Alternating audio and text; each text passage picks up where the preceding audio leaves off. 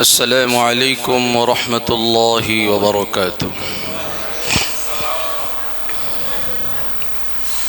نحمده ونستعينه ونستغفره ونعوذ بالله من شرور أنفسنا ومن سيئات أعمالنا. من يهده الله فلا مضل له ومن يضلله فلا هادي له. ونشهد أن لا إله إلا الله وحده لا شريك له. ونشهد أن سيدنا ومولانا محمدا عبده ورسوله الذي أرسله بالحق بشيرا ونذيرا وداعيا إلى الله بإذنه وسراجا منيرا. أما بعد فأعوذ بالله من الشيطان الرجيم. بسم الله الرحمن الرحيم. إنا أعطيناك الكوثر فصل لربك وانحر إن شانئك هو الأبتر. وقال رسول الله صلى الله عليه وسلم: ما من أيام العمل الصالح فيها أحب إلى الله من هذه الأيام، يعني أيام العشر. قالوا يا رسول الله ولا الجهاد في سبيل الله؟ قال ولا الجهاد في سبيل الله إلا رجل خرج بنفسه وماله فلم يرجع من ذلك بشيء، أو كما قال رسول الله صلى الله عليه وسلم: إن الله وملائكته يصلون على النبي يا أيها الذين آمنوا صلوا عليه وسلموا تسليما. اللهم صل على محمد وعلى آل محمد كما صليت على إبراهيم وعلى آل إبراهيم إنك حميد مجيد. اللهم بارك على محمد وعلى آل محمد كما باركت على إبراهيم وعلى آل إبراهيم إنك حميد مجيد. سبحانك لا علم لنا إلا ما علمتنا إنك أنت العليم الحكيم. رب اشرح لي صدري ويسر لي أمري واحلل عقدة من لساني يفقه قولي. الله رب العالمين দরবারে অন্তরের অন্তঃস্থল থেকে অসংখ্য শুকরিয়া জ্ঞাপন করছি। যিনি আমাদেরকে আজকের এই পবিত্র জুমার দিনে আল্লাহর ফরজ বিধান জুমার নামাজ আদায় করার জন্য মসজিদে আসার তৌফিক দান করেছেন, সুযোগ করে দিয়েছেন। তাই রব্বুল আলামিনের দরবারে শুকরিয়া আদায় করি আলহামদুলিল্লাহ। আজকের এই জুমা পবিত্র জিলহজ মাসের প্রথম জুমা। জিলহজ মাস অনেক কারণে ইসলামী শরীয়তে অত্যন্ত গুরুত্বপূর্ণ এবং তাৎপর্যপূর্ণ। এক তো হলো আল্লাহ রাব্বুল আলামিনের পক্ষ থেকে যে সম্মানিত 4টি মাস আছে, সেই 4 মাসের অন্যতম একটি মাস হচ্ছে জিলহজ মাস। সাথে সাথে জিলহজ মাসে এমন কিছু গুরুত্বপূর্ণ আমল আছে, ইবাদত আছে, যেগুলো জিলহজ মাস ছাড়া অন্য মাসে ওই আমলগুলো করা যায় না। এসব কারণে ইসলামী শরীয়তে জিলহজ মাসের গুরুত্ব, ফজিলত, তাৎপর্য অনেক বেশি। বিশেষ করে জিলহজ মাসের প্রথম 10 দিনের তাৎপর্য এবং গুরুত্ব আল্লাহ রাব্বুল আলামিন সূরা ফজরের ভিতরে জিলহজ মাসের এই প্রথম 10 দিনকে উল্লেখ করে শপথ করেছেন। আল্লাহ রাব্বুল আলামিন যখন কোনো বিষয় জানান দিতে চান, নরমালি স্বাভাবিকভাবে বললেই চলে, আল্লাহর কসম খেয়ে শপথ করে বলার প্রয়োজন হয় না। কিন্তু আল্লাহ তাআলা যে বিষয়টার গুরুত্ব, তাৎপর্য বান্দাকে বোঝানোর চেষ্টা করেন, বুঝাতে চান, তখন ওই বিষয়ের গুরুত্ব বোঝানোর জন্য আল্লাহ তাআলা বিভিন্ন বস্তুর শপথ করে তার গুরুত্ব বুঝান। যেমন সূরা আসরের ভিতরে আল্লাহ তাআলা সময়ের শপথ করছেন। আল্লাহ বুঝাচ্ছেন মানুষের জীবনে সময় অত্যন্ত গুরুত্বপূর্ণ বিষয়। একইভাবে সূরা ফজরের ভিতরে আল্লাহ তাআলা বলছেন ওয়াল ফাজরি ওয়া লায়ালিন আশর ওয়াশ শাফঈ ওয়াল ওয়াতর ওয়া লায়ালিন আশর। এখানে 10 রাত তথা প্রথম 10 দিনের শপথ করেছেন আল্লাহ। এই প্রথম 10 দিনের গুরুত্ব এবং তাৎপর্য বান্দাকে বোঝানোর জন্য নবী করিম সাল্লাল্লাহু আলাইহি ওয়াসাল্লাম বিভিন্ন হাদিসে এই প্রথম 10 দিনের ফজিলত, শ্রেষ্ঠত্ব বর্ণনা করেছেন। একাধিক হাদিস বর্ণিত হয়েছে এই ব্যাপারে।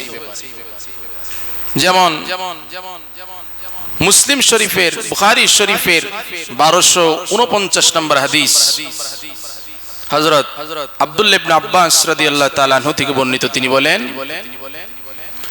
قال رسول الله صلى الله عليه وسلم ما من أيام العمل الصالح فيها أحب إلى الله من هذه الأيام। নবী করিম সাল্লাল্লাহু আলাইহি ওয়াসাল্লাম বলেন, পৃথিবীতে এমন কোন দিন নাই যেই দিনগুলোর ইবাদত আল্লাহর নিকটে জিলহজ মাসের প্রথম 10 দিনের ইবাদতের সমপর্যায় হতে পারে। জিলহজ মাসের প্রথম 10 দিন ইবাদত করলে যে পরিমাণ সওয়াব হবে এবং এই ইবাদত আল্লাহর কাছে যতটা প্রিয়, অন্য কোন দিনে ইবাদত করলে আল্লাহর কাছে এতটা প্রিয় হয় না। সাধারণ ইবাদত, নফল নামাজ, নফল রোজা, তাসবিহ, তাহলিল। সাহাবীরা বললেন ইয়া রাসূলুল্লাহ ওয়ালাল জিহাদু ফি সাবিলিল্লাহ। বললেন ইয়া রাসূলুল্লাহ, আপনি বলছেন এই দিনে সাধারণ নফল ইবাদতগুলো আল্লাহর কাছে অনেক প্রিয়, তাহলে এটা কি আল্লাহর রাস্তায় জিহাদ করা থেকেও বেশি প্রিয়? রাসূল বলেন হ্যাঁ, জিহাদের ময়দানে শত্রুপক্ষের সামনে দাঁড়িয়ে ইসলামকে প্রতিষ্ঠিত করার জন্য যে তোমরা মোকাবেলা করছো, সেই মোকাবেলার চেয়েও বেশি প্রিয় আল্লাহর কাছে এই 10 দিনের ইবাদত। সুবহানাল্লাহ। পরে রাসূল বললেন যে হ্যাঁ, যদি কেউ জিহাদে গিয়ে শহীদ হয়ে যায়, সে তার জানটাও আল্লাহর রাস্তায় বিলিয়ে দিল, মালও আল্লাহর রাস্তায় বিলিয়ে দিল, তার ব্যাপারটা ভিন্ন।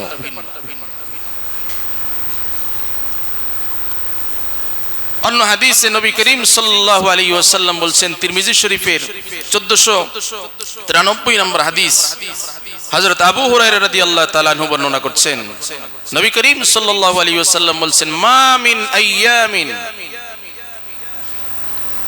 আইয়ুতাআব্বাদা লাহু আহাব্বা ইলাল্লাহ আইয়ুতাআব্বাদা লাহু ফিহা মিন 10 জিলহিজ্জা ইয়াদিলু সিয়ামু কুল্লি ইয়াউমিন মিনহা বিসিয়ামি সানা। রাসূল বললেন, এই 10 দিনের ইবাদত সবচেয়ে প্রিয় এবং ফজিলত অনেক বেশি। কত বেশি?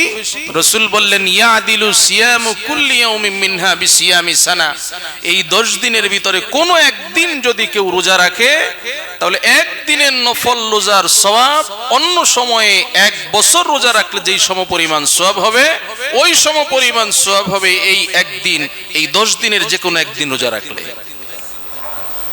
এবং রাসূল বললেন, ওয়া কিয়ামু কুল্লি লাইলাতিন মিনহা বিকিয়ামি লাইলাতিল কদর।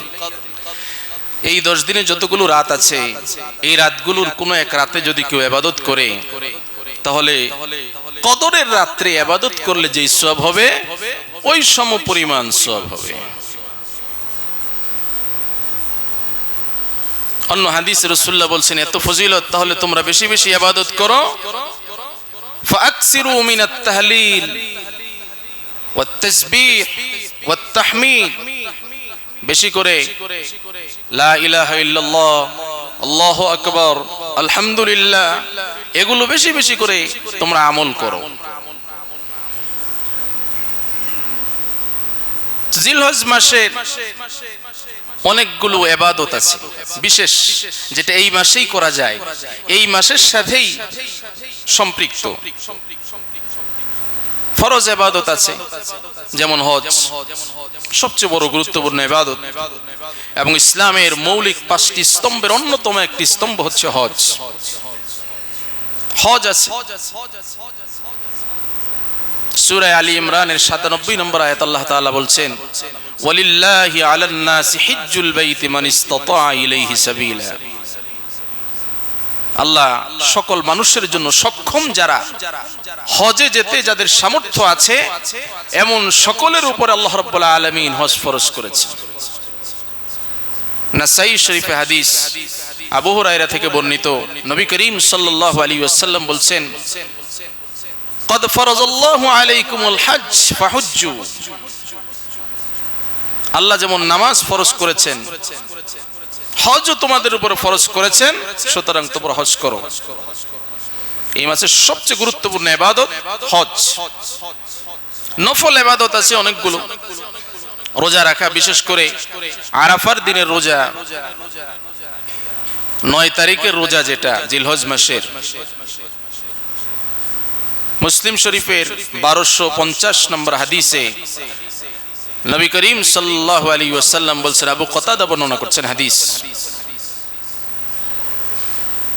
নবী করিম সাল্লাল্লাহু আলাইহি ওয়াসাল্লাম বলছেন, তাকে জিজ্ঞেস করা, আবু কতাদা বলছেন, সুইলা রাসূলুল্লাহ সাল্লাল্লাহু আলাইহি ওয়াসাল্লাম আন সাওমি ইয়াউমি আরাফা ফাকালা ইউকাফিরু আস-সানাতাল মাযিয়া ওয়াল বাকিয়া। তাকে জিজ্ঞেস করা হলো আরাফার দিনের রোজা সম্পর্কে।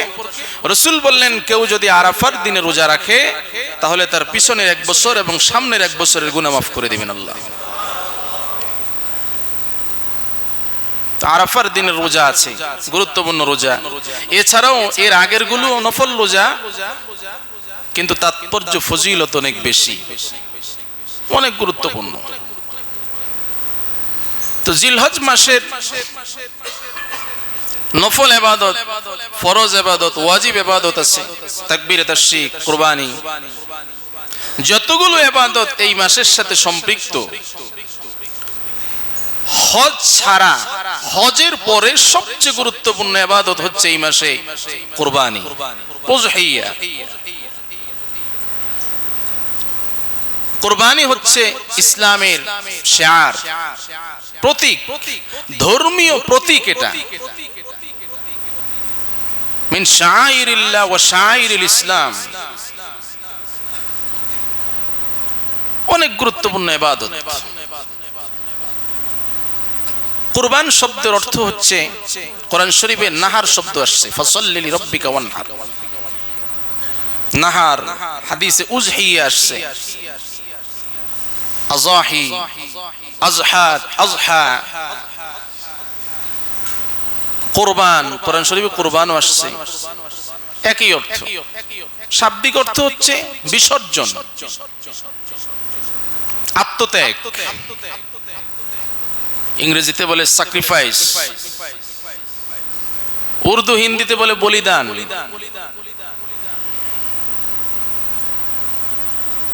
ত্যাগ তিতিক্ষা শাব্দিক অর্থ। পারিভাষিক অর্থ হচ্ছে মা ইয়াতাকাররাবু বিহিল আবদু ইলাল্লাহি সুবহানাহু ওয়া তাআলা, যেই আত্মত্যাগের মাধ্যমে বান্দা আল্লাহর নৈকট্য লাভ করে সেটাকে কুরবানি বলে। কুরবানির ইতিহাস অনেক প্রাচীন।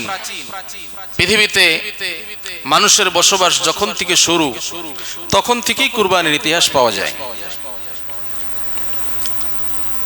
হযরত আদম আলাইহিস সালামের সেই যুগ থেকেই কুরবানির প্রচলন। সূরা মায়েদার ২৭ নম্বর আয়াত থেকে আলোচনা আছে, হযরত আদম আলাইহিস সালামের দুই ছেলের যেই ঝগড়া, মীমাংসার জন্য আল্লাহ বিধান দিলেন কুরবানি করা।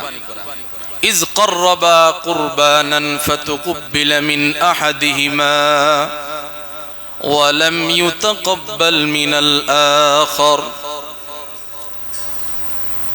দুজন কুরবানি নিয়ে উপস্থিত হলেন, একজনের কুরবানি কবুল হলো, আরেকজনেরটা হলো না।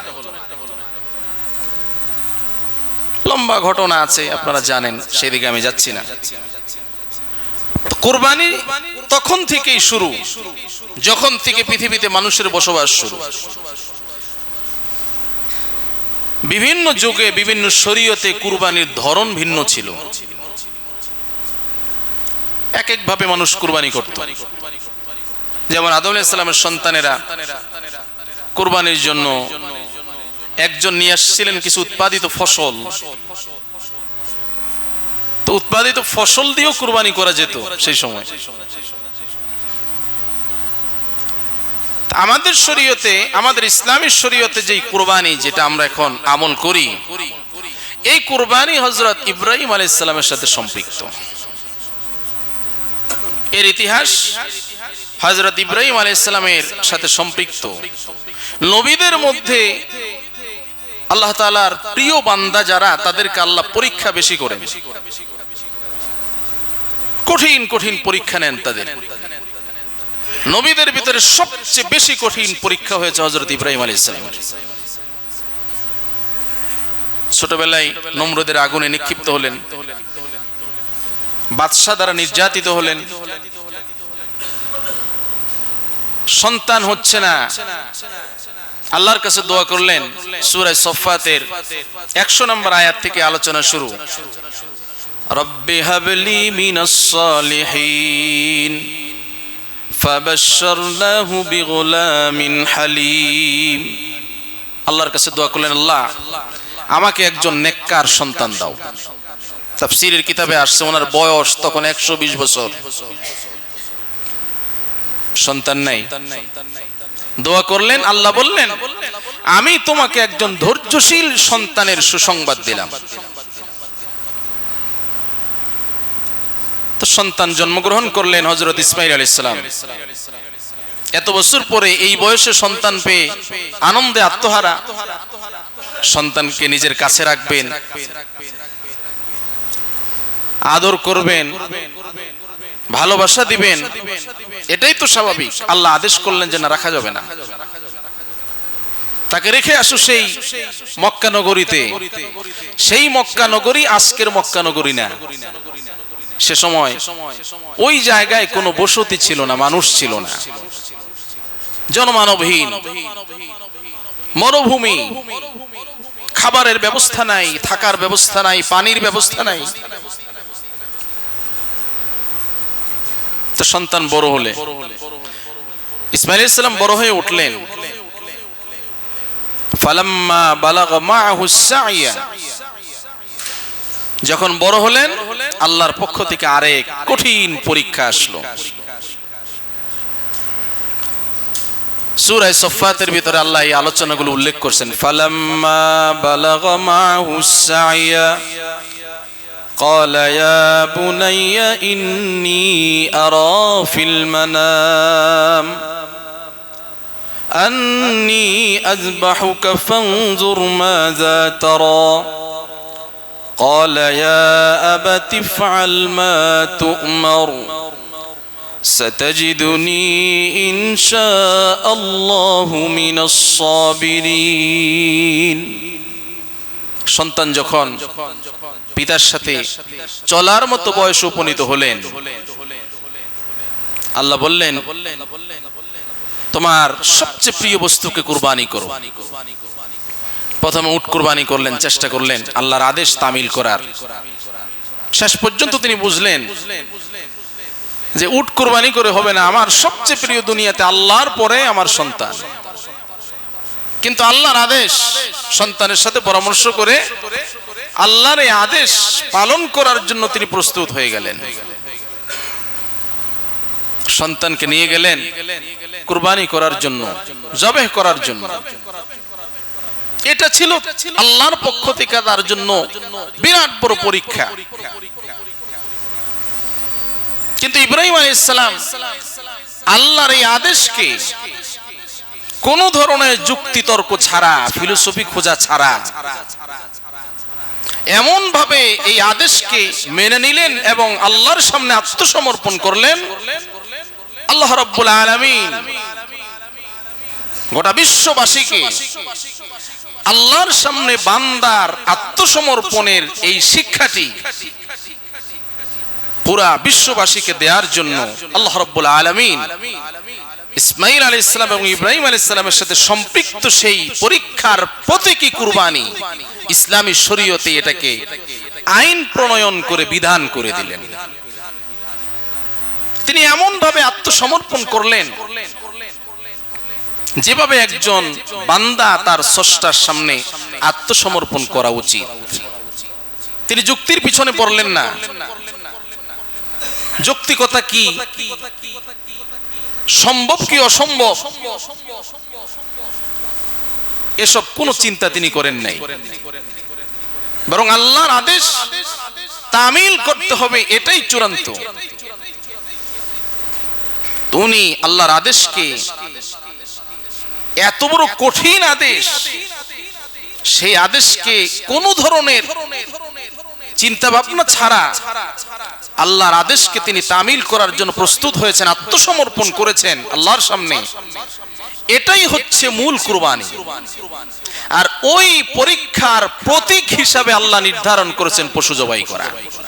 এটাই আল্লাহ সূরা সফফাতের 106 নম্বর আয়াতে বলেছেন, ইন্না হাযা লাহুয়াল বালাউল মুবিন ওয়া ফাদাইনাহু বিযিবহিন আযীম। আল্লাহ বললেন যে আমি তোমাকে যে আদেশ করেছিলাম, ইন্না হাযা লাহুয়াল বালাউল মুবিন, এটা তোমার জন্য অবশ্যই অনেক বড় সুস্পষ্ট একটি পরীক্ষা ছিল। কদ সাদ্দাকতার রুইয়া, আর তুমি আমার আদেশ তামিল করেছো, সত্যায়ন করেছো। ওয়াফাদাইনাহু বিযিবহিন আযীম, আমি তোমার ছেলের পরিবর্তে আমি একটি পশু দিয়ে এর প্রতীক পরিবর্তন করে দিলাম। তা আমরা আমাদের শরীয়তে ইসলামে যে কুরবানি, এই কুরবানির সম্পৃক্ততা হযরত ইসমাঈল আলাইহিস সালামের সাথে। আল্লাহ এটাকে বিধান করে দিয়েছেন। কেন করছেন? বান্দাকে ওই আত্মসমর্পণ শিক্ষা দেওয়ার জন্য, যে আল্লাহর আদেশের সামনে কোন ধরনের চিন্তা ভাবনা ছাড়া যুক্তিতর্ক ছাড়া, ফিলোসফি খোঁজা ছাড়া আদেশ, যে কোনো আদেশই হোক, ফি কুল্লিল উমুর ইউসাল্লিম আল কলব, তুমি তোমার আত্মাকে আত্মসমর্পণ করো, আল্লাহর সামনে তাসলিম করো। আল্লাহ রাব্বুল আলামিন কুরবানির বিধান দিলেন, আমাদেরকে ওয়াজিব করলেন। যারা নেসাবের মালিক, নির্দিষ্ট পরিমাণ সম্পদের মালিক, আল্লাহ তাদের জন্যই কুরবানিকে ওয়াজিব করে দিলেন। সূরা কাউসার আল্লাহ তাআলা বলছেন, ইন্না আ'তাইনাকাল কাউসার ফাসাল্লি লিরাব্বিকা ওয়ানহার, ফাসাল্লি লিরাব্বিকা ওয়ানহার। আল্লাহ বলছেন, আমি আপনাকে কাউসার দান করেছি, অনন্ত কল্যাণ তোমা দিয়েছি নিশ্চয়ই, অতএব তব প্রতিপালক যে হয়, নামাজ পড়ো ও করো কুরবানি তারই। কাজী নজরুল তিনি কাব্যে অনুবাদ করেছেন কোরআন শরীফের 30 নম্বর পারা আমপারা, কাব্যে আমপারা, উনি চমৎকার অনুবাদ করছেন এখানে। তা আল্লাহ বলছেন, ফাসাল্লি লিরাব্বিকা ওয়ানহার, আপনি আমার শরণার্থে নামাজ আদায় করেন এবং কুরবানি আদায় করেন, নহর করেন, কুরবানি করেন। আল্লাহ আদেশ করছেন, অবধারিত আদেশ। হাদিস শরীফে নবী করিম সাল্লাল্লাহু আলাইহি ওয়াসাল্লাম বলেছেন, মিখরাব ইবনে সুলাইম থেকে বর্ণিত হাদিস, মুসনাদে আহমদের তিরমিজি শরীফের 1518 নম্বর হাদিস। তিনি বলছেন, কুন্না মুকুফান মান নবী সাল্লাল্লাহু আলাইহি ওয়াসাল্লাম বিআরাফাত ফাসামি'তুহু ইয়াকুল আইয়ুহান নাস আলা কুল্লি আহলি বাইতিন ফি কুল্লি আমিন উযহিয়া। আরাফার ময়দানে বিদায় হজের ভাষণে রাসূল বললেন, হে লোক সকল শোনো, প্রতি বছর প্রত্যেক ফ্যামিলির সামর্থ্যবান ব্যক্তিদের জন্য কুরবানি ওয়াজিব, জরুরি। তো কাদের জন্য ওয়াজিব? যারা নেসাবের মালিক। নেসাব বলতে সদকায়ে ফিতরের যেই নেসাব, যাকাতের যেই নেসাব, সেই নেসাবের মালিক।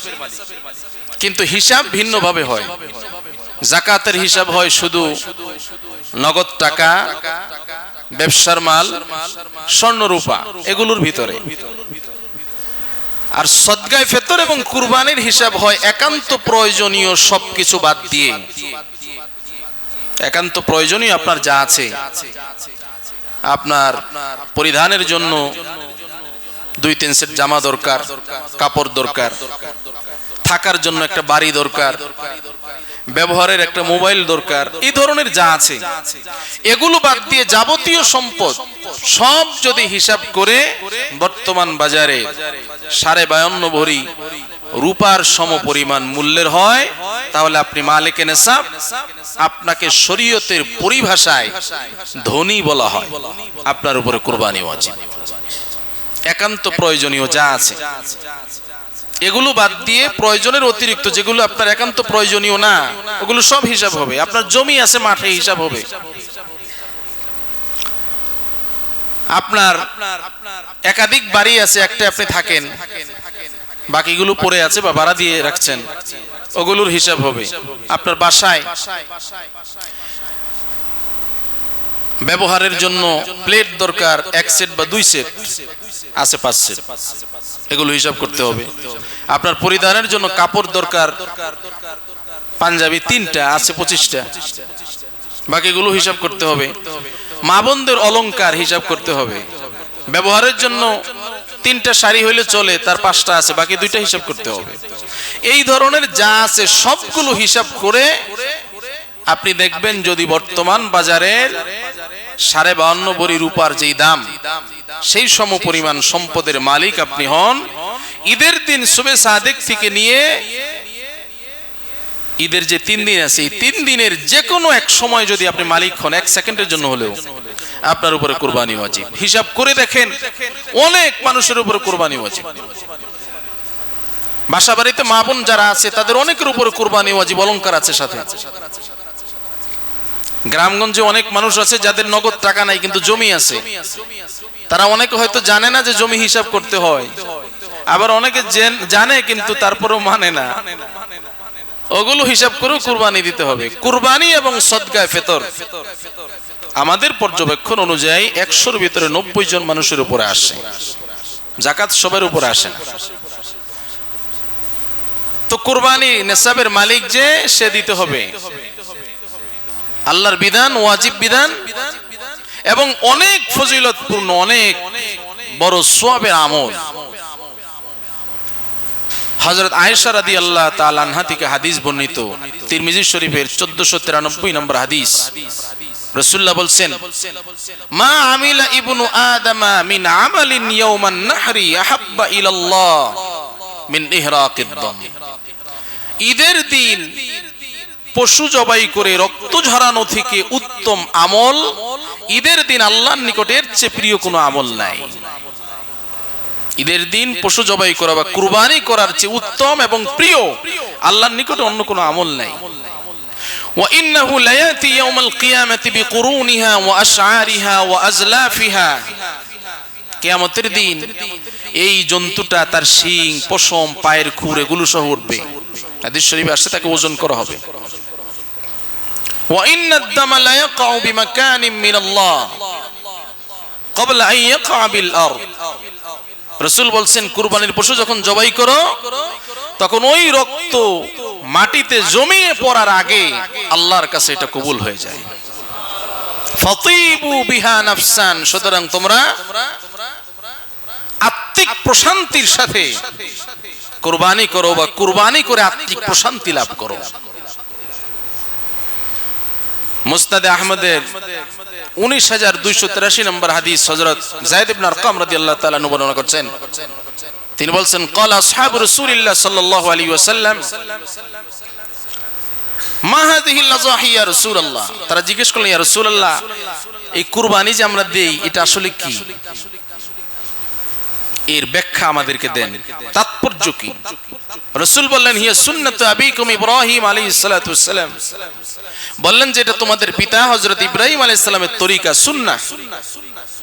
সাহাবী বললেন, ফামা লানা ফিহা ইয়া রাসূলুল্লাহ, আমাদের ফায়দা কি, লাভ কি? রাসূল বললেন, বিকুল্লি শারাতিন হাসানা। রাসূল বললেন, যেই পশু তুমি জবাই করো, কুরবানি করো, ওই পশুর গায়ে যত পরিমাণ পশম আছে ওই সম পরিমাণ পশমের সওয়াব আল্লাহ তোমাকে দিয়ে দিবে। প্রতিটা পশমের বিনিময় একটা করে নেকি আল্লাহ তোমাকে দিয়ে দিবে। শারাতুন বলা হয় ছাগলের পশমকে। সাহাবী ভাবলেন যে ছাগলের পশমের সওয়াব হবে তো ভেড়ারটা হবে না? ভেড়ার পশমকে সৌব বলে। সাহাবী জিজ্ঞেস করলেন, ফাসসাউফি ইয়া রাসূলুল্লাহ, তাহলে ভেড়ারটাও কি হবে নাকি? রাসূল বলেন, বিকুল্লি শারাতিন মিনাস সাউফি হাসানা। তুমি ছাগল কুরবানি করো, ভেড়া কুরবানি করো, উট কুরবানি করো, যাই করো, ওই পশুর গায়ে যত পরিমাণ পশম আছে প্রত্যেকটা পশমের বিনিময় আল্লাহ তাআলা তোমাকে একটা করে নেকি দিয়ে দিবে। আমাদের দেশে অনেক ভাইরা আছে যাদের উপরে কুরবানি ওয়াজিব কিন্তু কুরবানি করে না। অনেক মা বোনেরা আছে যাদের উপর কুরবানি ওয়াজিব কিন্তু করে না। অনেক আছে জানেও না যে কুরবানি ওয়াজিব কেন হয়। এগুলো আপনার বেসিক মাসালা, এগুলো জানা ফরজ। আপনার প্রতিদিন চলার জন্য যতটুকু ইলম দরকার ততটুকু ইলম অর্জন করা আপনার জন্য ফরজ। তো কুরবানি প্রতি বছর আসে, আমরা কুরবানি করি, আমাদেরকে কি শিক্ষা দিয়ে যায়? কুরবানির অনেকগুলো শিক্ষা আছে। শুধু পশু জবাই করে আনন্দ মাস্তি করেই শেষ করলে চলবে না। ঈদের উৎসব শুধুই মাত্র উৎসব না, এটা ইবাদত। কুরবানির অনেক শিক্ষা আছে, বহুমুখী শিক্ষা আছে। সবচেয়ে গুরুত্বপূর্ণ শিক্ষা হচ্ছে তাসলিমুল কুলুব, আত্মসমর্পণ। যেটা বললাম, ইব্রাহিম আলাইহিস সালাম যেভাবে আত্মসমর্পণ করছেন আল্লাহর বিধানের সামনে, কোন ধরনের যুক্তি, চিন্তা, ফিলোসফিতে পড়েন নাই। কুরবানি আমাদেরকে এটাই শিক্ষা দেয় যে তুমিও তোমাকে এভাবে প্রস্তুত করো যে আল্লাহর বিধানের সামনে তুমি কোন ধরনের চিন্তা ছাড়া আল্লাহর বিধানের সামনে তুমি আত্মসমর্পণ করবে। আমরা যারা কুরবানি করি আমরা আমাদের ভাবা উচিত যে কুরবানির এই শিক্ষা আমার ভিতরে কতটুকু আসলো। আল্লাহর বিধান যদি আসে, আল্লাহর বিধান যদি আমার স্বার্থ বিরোধী হয়, মনের ইচ্ছার বিরোধী হয়, পদ পদবীর বিরোধী হয়, তখন আমি কি করি? বিভিন্ন ব্যাখ্যার পিছনে ছুটে যাই, কোনোভাবে এখান থেকে পার পাওয়া যায় কিনা, মাপ পাওয়া যায় কিনা। কিন্তু কুরবানি আমাদেরকে শিক্ষা দেয় যে আল্লাহর বিধান যেভাবেই আসুক, ফি কুল্লিল উমুর আলা কুল্লি হাল, যে বিধানই আসুক, আমার স্বার্থ বিরোধী হোক, মনের কুপ্রবৃত্তির বিরোধী হোক, যাই হোক, এই বিধানের সামনে আমাকে আত্মসমর্পণ করতে হবে। এই শিক্ষা, এই মানসিকতা যদি আমাদের ভিতরে আসে, তাহলে আমাদের কুরবানি সার্থক হবে, আমাদের ইবাদত কামিয়াব হবে। আর শুধুই মাত্র রসম করে পশু জবাই করা, এর কোনো তাত্ত্বিকতা হাকিকত ভিতরে আসলো না, এর কোনো মূল্য নাই। কারণ পশু জবাই করা এটা হচ্ছে ওই আসল কুরবানির একটা প্রতীক, শেয়ার, নিদর্শন, বাহ্যত। আসল কুরবানি হচ্ছে আপনার আত্মার কুরবানি, মনের কুচাহিদার কুরবানি, পাপ পঙ্খিলতার কুরবানি। সুতরাং পশু জবাইয়ের সাথে মনের পাপ পঙ্খিলতা, পাপাচারের মানসিকতা, খোদাদ্রোহিতার মানসিকতা, এই যত ধরনের ইসলাম বিরোধী কর্মকাণ্ড আমার ভিতরে আমি লালন করি, এই সবগুলোকে পশু জবাইয়ের সাথে যদি আমি জবাই করে দিতে পারি, তাহলে আমি পুত পবিত্র আল্লাহর খালেস বান্দা হয়ে গেলাম। আর এটাই আমাদেরকে কুরবানি শিক্ষা দেয়। এটাই আল্লাহ বলছেন, ইন্না হাযা লাহুল বালাউল মুবিন, বিরাট বড় পরীক্ষা তোমার জন্য। তোমার মনের সব চাহিদাগুলোকে কুরবানি করো আমার সামনে, আমার বিধানের সামনে, আমার আদেশ নিষেধের সামনে তোমার মনের সব চাহিদা কুরবানি করে দাও, বিসর্জন দিয়ে দাও। তাহলে আমার নৈকট্য লাভ হবে, তাকাররুব ইলাল্লাহ হবে। অন্যথায় শুধু রসম। আমরা তো যে কোনো ইবাদতকে, যখনই ইবাদত আমরা করতে শুরু করি, এটাকে রসমে পরিণত করে ফেলি, প্রচলিত গতানুগতিক রসম। ইবাদত যখন রসম হয়ে যায়, সেখানে আর বাস্তবতা থাকে না, তাত্ত্বিকতা থাকে না। তো কুরবানির এক নম্বর শিক্ষা হচ্ছে আল্লাহর বিধিবিধানের সামনে, আদেশ নিষেধের সামনে আত্মসমর্পণ, সেটাকে মেনে নেওয়া। কুরবানির দ্বিতীয় শিক্ষা হচ্ছে তাওহীদ, ইখলাস।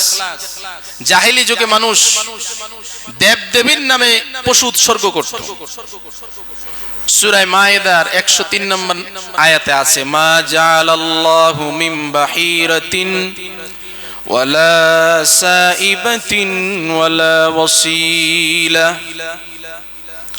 ولا حام ولكن الذين كفروا يفترون على الله الكذب। জাহেলি যুগে মানুষ দেবদেবীর নামে পশু উৎসর্গ করত, লাত, উজ্জা, মানাতের নামে পশু উৎসর্গ করত, বিসমিলাত, বিসমি মানাত, বিসমি উজ্জা। কখনো পশুর কান কেটে প্রতিমার নাম উৎসর্গ করত। আল্লাহ বলেন মা জাআলাল্লাহু মিন বাহিরা, বাহিরা মানে কান কেটে উৎসর্গ করা অথবা দুধ উৎসর্গ করা। ওয়ালা সাইবা, পশুকে প্রতিমার নামে ছেড়ে দিল। ওয়ালা ওয়াসিলা, ওয়াসিলা বলা হয় মাদি উটনি, যেটা নির্দিষ্ট পরিমাণ সংখ্যায় মাদি বাচ্চা প্রসব করে, তখন তাকে ছেড়ে দিল প্রতিমার নামে। ওয়ালা হাম, উট যেটা নির্দিষ্ট সংখ্যায় পাল দেওয়ার পরে এটাকে প্রতিমার নামে ছেড়ে দেয়। তো লাতের নামে, উজ্জার নামে পশু উৎসর্গ করত, শিরক।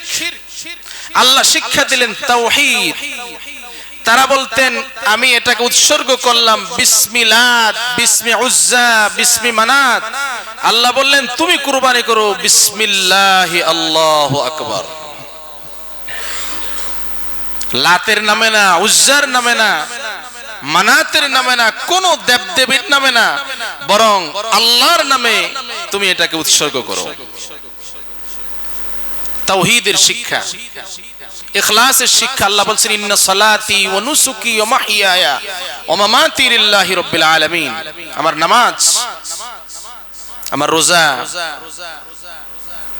সূরা আনআমের 162 নম্বর আয়াত আল্লাহ বলছেন আমার নামাজ শিক্ষা দিবেন। হে নবী আপনি বলে দিন আমার নামাজ, আমার কুরবানি, আমার জীবন, আমার মরণ সবকিছু আল্লাহর জন্য নিবেদিত, উৎসর্গিত, কোন প্রতিমার জন্য না, দেবদেবীর জন্য না। ইখলাসের শিক্ষা, তাওহীদের শিক্ষা, ভ্রাতৃত্বের বন্ধন এর শিক্ষা দেয় কুরবানি। দেখেন ইসলামের বিধান কি, কুরবানি দিলে কুরবানির গোশত আত্মীয় স্বজন প্রতিবেশীর মাঝে তুমি বন্টন করো, যেন সবাই ঈদের দিন একটু ভালো খাবারের ব্যবস্থা হয় তাদের জন্য। আত্মীয়তার সম্পর্ক যেন মজবুত হয়, আত্মীয় স্বজনদেরকে গোশত দাও। আমরা তো আত্মীয়তার সম্পর্ক রক্ষা করি না। মুসলিম শরীফে হাদিস আছে, হযরত জুবাইর ইবনে মুতাইম রাদিয়াল্লাহু তাআলা বলেছেন রাসূলুল্লাহ সাল্লাল্লাহু আলাইহি ওয়াসাল্লাম লা ইয়াদখুলুল জান্নাতা কাতিউ রাহিম। আত্মীয়তার সম্পর্ক যারা ছিন্ন করে তারা জান্নাতে যাবে না।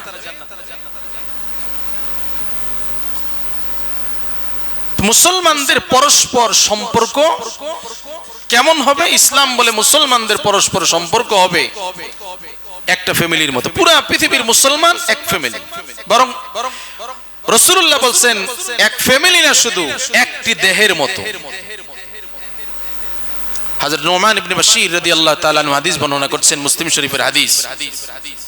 রাসূলুল্লাহ বলছেন মাসালুল মুমিনিনা ফি তাওয়াদ্দিহিম ওয়া তারাহুমিহিম ওয়া তারাফুকিহিম মাসালুল জাসাদ। মুসলমান আন্তরিকতায়, পরস্পর সাহায্য সহযোগিতায় একটা দেহের মতো। একটা দেহে কি হয়? ইদাশতাকা উযুম মিনহু তাদাআ লাহু সাইরুল জাসাদ বিসসাহরি ওয়াল হুম্মা। একটা দেহের ভিতরে কি দেখতে পাই আমরা?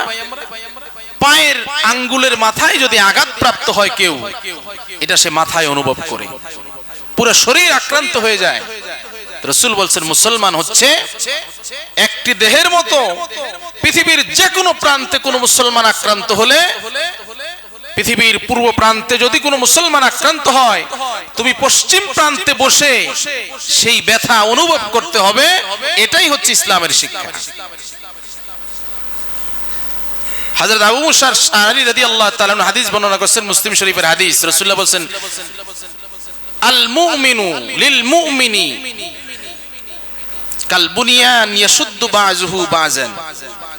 একজন মুসলমান আরেকজন মুসলমানের জন্য দেয়ালের মতো, প্রাচীরের মতো। দেয়ালের ভিতরে কি আছে? ইট, বালু, সিমেন্ট দিয়ে একটি দেয়াল নির্মাণ করা হয়। আর ইট, বালু, সিমেন্ট গুলো একে অপরের সাথে এতটাই সংযোগ, তাদের এতটাই ঘনিষ্ঠ ভাবে তারা একে অপরকে ধরে আছে, মজবুত ভাবে, ঐক্যবদ্ধ ভাবে ধরে আছে। তাদের এই ঐক্যবদ্ধ শক্তির উপরে একটি অপ্রতিরোধ্য ইস্পাত কঠিন প্রাচীর দাঁড়িয়েছে, যার অস্তিত্ব এত মজবুত, সাধারণভাবে আপনি আক্রমণ করলে আপনি নিজে আক্রান্ত হয়ে যাবেন। তো রাসূল বলছেন পুরো পৃথিবীর মুসলমান এরকম একজন আরেকজনের সাথে মহব্বত, হৃদ্যত, ভালোবাসায় এতটা মজবুতির সাথে লেগে থাকবে, ওই অপ্রতিরোধ্য দেয়ালের মতো, ইস্পাত কঠিন মজবুত একটি দেয়ালের মতো মুসলিম সোসাইটি গড়ে উঠবে। শক্তিশালী একটি সোসাইটি প্রতিষ্ঠিত হবে, যাদেরকে কাফের মুশরিকরা আক্রান্ত করতে পারবে না।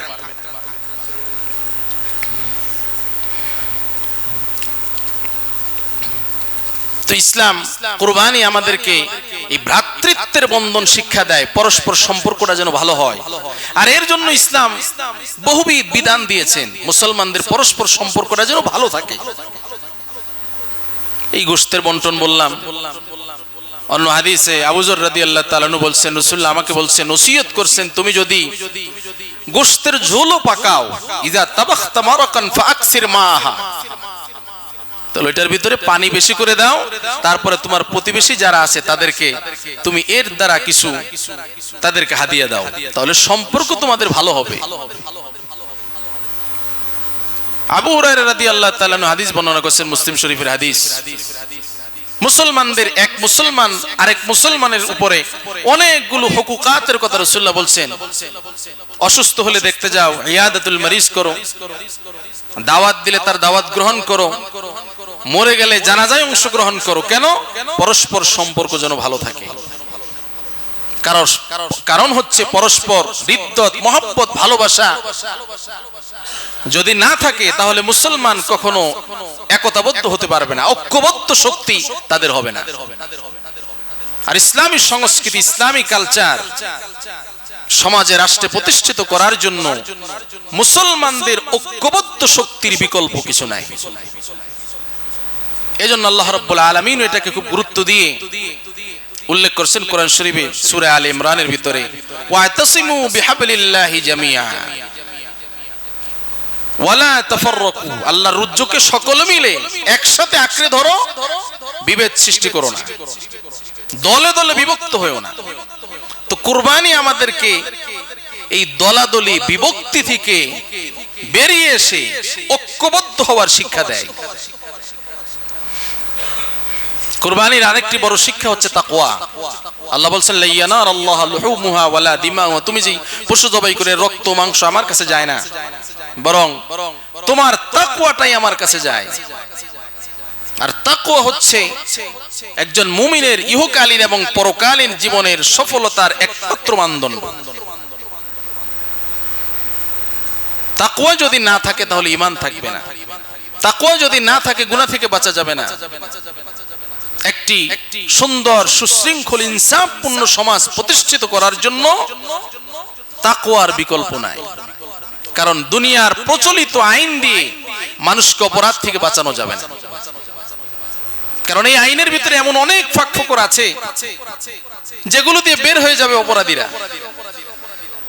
আর তাকওয়া যদি থাকে, সে চিন্তা করবে যে আমি দুনিয়ার এই জীবনে বেঁচে গেল, আমার সামনে এমন একটি জীবন আছে যেই জীবন আমাকে আল্লাহর সামনে তার কাঠগড়ায়, বিচারের কাঠগড়ায় দাঁড়িয়ে আমাকে জবাব দিতে হবে, সে অপরাধ করবেন। এজন্য আল্লাহ বলছেন, ইয়া আইয়ুহাল্লাযীনা আমানুত্তাকুল্লাহা হাক্কা তুকাতিহি ওয়ালা তামুতুন্না ইল্লা ওয়া আনতুম মুসলিমুন, আল্লাহকে যথাযথভাবে ভয় করো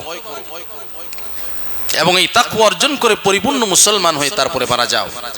প্রিয় ভাইরা, কুরবানি ইসলামী শরীয়তের একটি গুরুত্বপূর্ণ বিধান এবং গুরুত্বপূর্ণ ইবাদত। আমাদের যাদের উপর কুরবানি ওয়াজিব আমরা অবশ্যই কুরবানি করব, যাদের উপর ওয়াজিব না আমরাও সম্ভব হলে কোনোভাবে যদি সম্ভব হয় ম্যানেজ করে কুরবানি করার চেষ্টা করব ইনশাআল্লাহ। এবং কুরবানির সাথে সাথে কুরবানির যে শিক্ষা, সেই শিক্ষাটাও আমরা আমাদের জীবনে বাস্তবায়ন করার চেষ্টা করব। আল্লাহ রাব্বুল আলামিন আমাদের সকলকে কুরবানির শিক্ষা আমাদের জীবনে বাস্তবায়ন করেন, আমাদের ঈমানকে খালেস করে দেন। আমিন। ওয়া আখিরু দাওয়ানা আলহামদুলিল্লাহি রাব্বিল আলামিন। একটু বসেন। আমাদের এই মসজিদের সম্পর্কে আমাকে কিছু বলার জন্য বলছেন। মসজিদের কাজ চলছে, তো মসজিদ, মাদ্রাসা, দ্বীনি কাজে যে আমরা যে দানগুলো করি এগুলো সদকায়ে জারিয়া। আবু হুরায়রা রাদিয়াল্লাহু তাআলা আনহু থেকে হাদিস বর্ণিত আছে, রাসূলুল্লাহ বলছেন, মুসলিম শরীফের হাদিস, যে মানুষ যখন মরে যায় তখন সওয়াব অর্জন করার কোনো মাধ্যম থাকে না। একটু বসি আমরা 2 মিনিট। সওয়াব অর্জন করার কোনো মাধ্যম থাকে না, কয়েকটা মাধ্যম থাকে, তার ভিতরে একটি হচ্ছে সাদাকাতুন জারিয়া, অর্থাৎ চলমান সদকা। আপনি মসজিদ করে গেলেন, মাদ্রাসা করে গেলেন, ইসলামী কোনো বই লিখে গেলেন, যতদিন এই মসজিদ থাকবে, মাদ্রাসা থাকবে, আপনি কবরে বসেও সওয়াব পাবেন। সুবহানাল্লাহ।